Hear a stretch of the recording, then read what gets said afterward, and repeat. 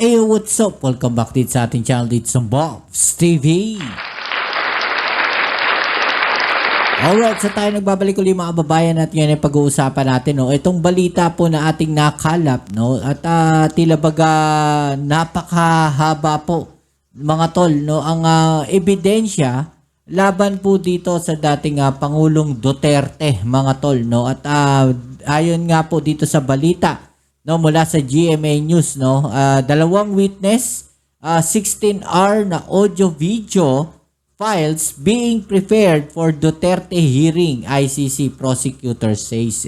So yan po yung galing sa ICC mga kababayan at yan pong 16-hour audio video file na yan mga tol yan po yung mga gagamitin na ebidensya laban po dito sa war on crimes war on ni Duterte or crime against humanity netong si dating Pangulong Duterte mga kababayan at meron nga po dalawang witnesses diyan parang may idea na tayo kung sino yung dalawang witness na yan mga tol.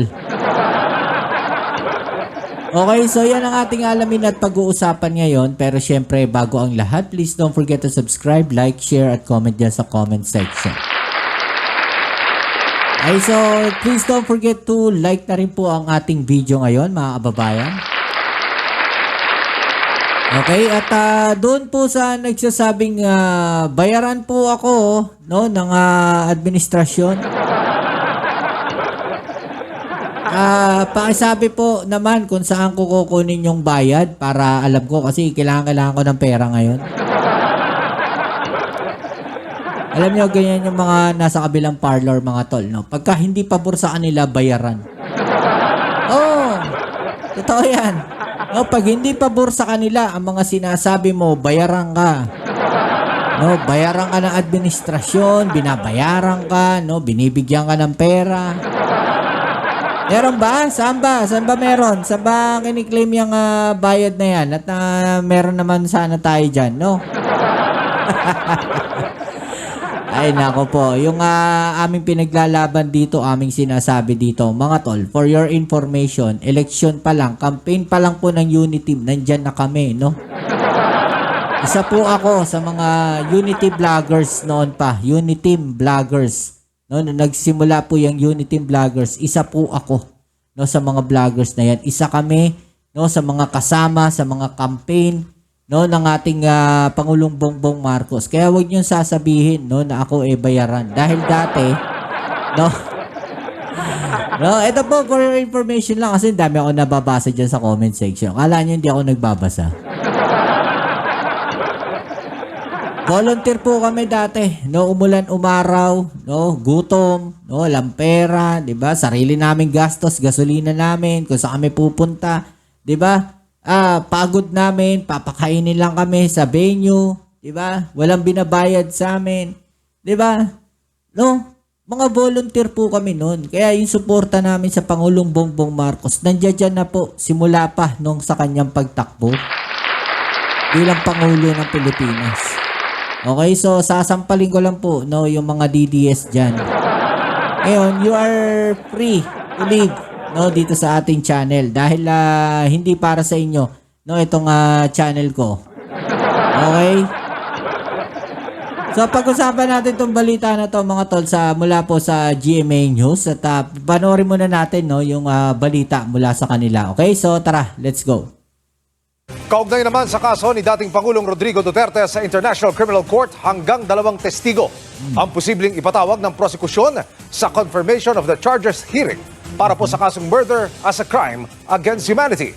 Humiling na ang ICC prosecutor ng proteksyon para maitago ang pagkakakilanlan ng mga testigo. Isinasapinal pa raw ng ICC prosecutor kung gaano karami ang ebidensyang gagamitin laban po sa dating Pangulo. Sa ngayon, isasama pa rin daw ang karamihan sa mga ebidensyang ginamit para sa arrest warrant ni Duterte noong Marso. So lahat po yun, yung mga dokumento na ginamit sa kanyang arrest warrant, mga tol, ay isasama pa rin po yan. Okay, so napakarami po ng mga ng mga dokumento na yan, 421 pieces po. Mga tol, 8,565 pages of written evidence 9 photographs, and 30 na audiovisual files na nasa 15 minutes or 15 hours and 55 minutes po mga tol. This will include the majority of the evidence cited in its application under Article 58 for a warrant of arrest against Rodrigo Roa Duterte, mga tol. Arrest warrant application. Okay, so yung din po yung gagamitin, maisasama po doon sa mga dokumento o mga ebidensya na nandiyan po sa ICC laban po sa dating Pangulong Duterte, mga tol. Di ba? Po ito ng mahigit 8,000 pahina ng mga dokumento, siyang na larawan at halos 16 na oras na audio-visual files. July 1 ang ibinigay na deadline ng ICC Pre-Trial Chamber 1 sa prosekusyon para po isumite lahat ng ebidensyang gagamitin sa confirmation of the charges hearing sa September 23. Inatasan din ng mga ICC judge ang prosecution panel na tukuyin kung ang ebidensya ay incriminating o nagdidiin sa dating Pangulo sa krimen o exonerating o nagpapawalang sala sa kanya.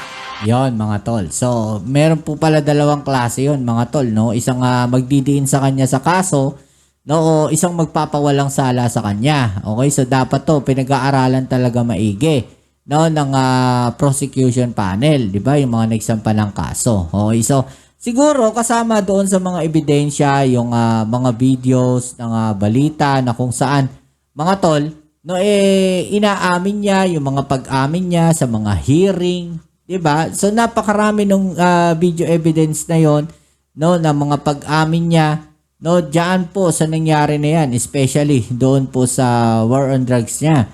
'Di ba? So posibleng magamit po yung mga ebidensya na 'yan at posibleng yan ding mga ebidensya na 'yan ang magdidiin po sa kanya. Okay, so ito sabi nga po dito, in view of the foregoing, the prosecution shall complete the disclosure process by no later than July 1, 2025. So may duration po yan.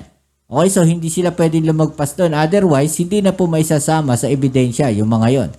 Okay, so yung dalawang tao siguro na maisasama dyan, alam na natin. Diba kung sino yung mga yan? Yan yung mga whistleblower.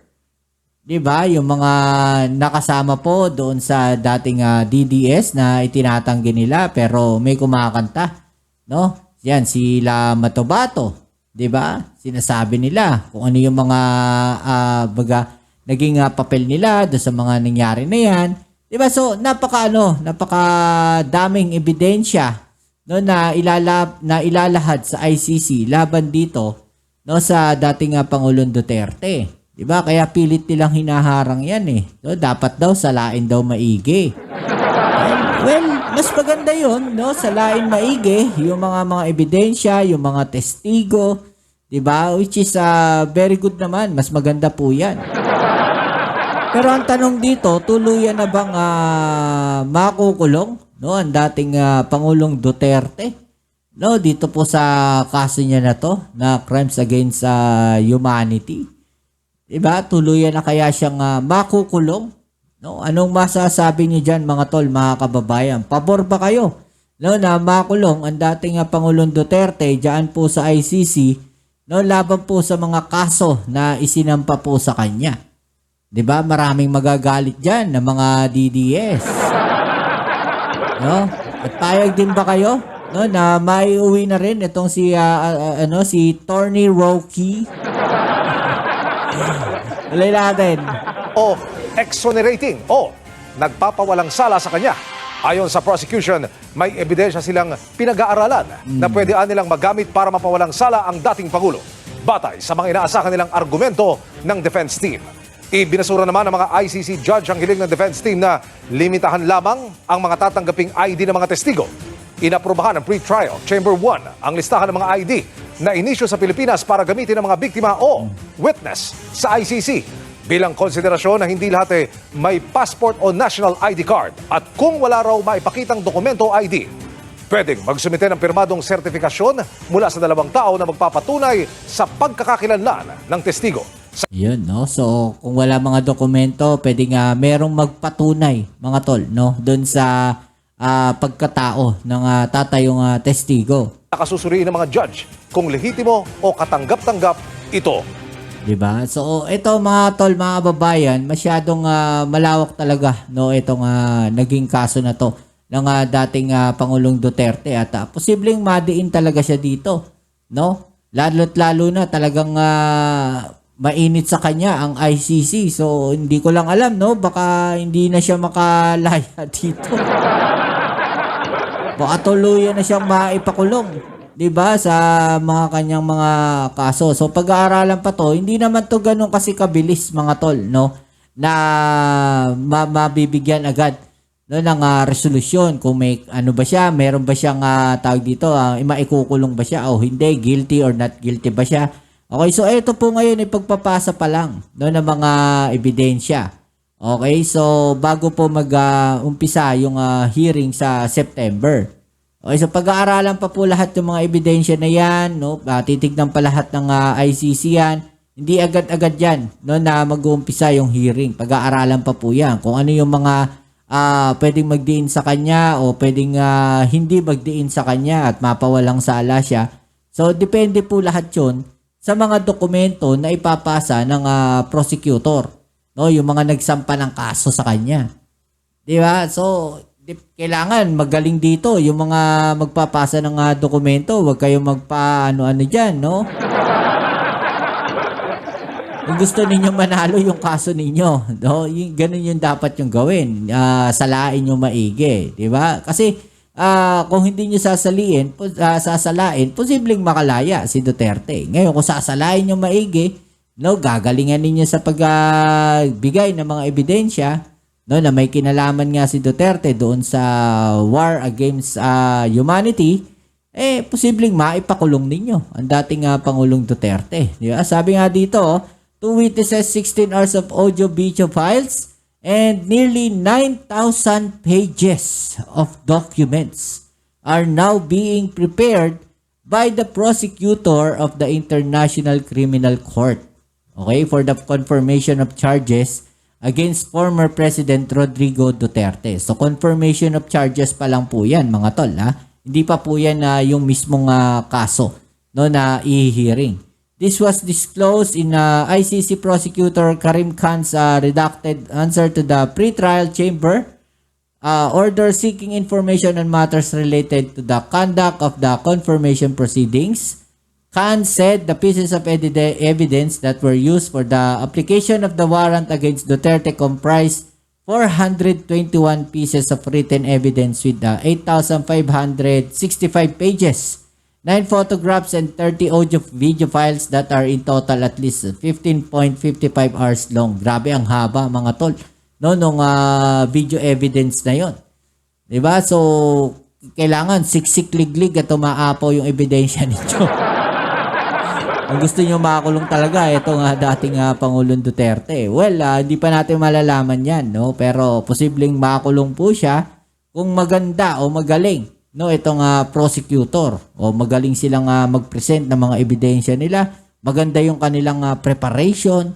Diba? Pwedeng mapakulong yan. At kung ang hinihingi natin ay hustisya para doon sa mga naging biktima, well, makukuha nila yan. At syempre, sasabihin na naman nung kabila, ano yan? Kidnapping yan. Lagi naman nilang binabato yan, yung ganyang issue. No? Okay, so kayo, ano masasabi ninyo dito, mga tol? I-comment sa ibabaan yung mga opinion at atin yung pag-usapan. Alright? So yan, muli, kita-kits tayo sa ating next video upload. Ito ang inyong Kuya Mobs dito sa Mobs TV. Peace. I'm out.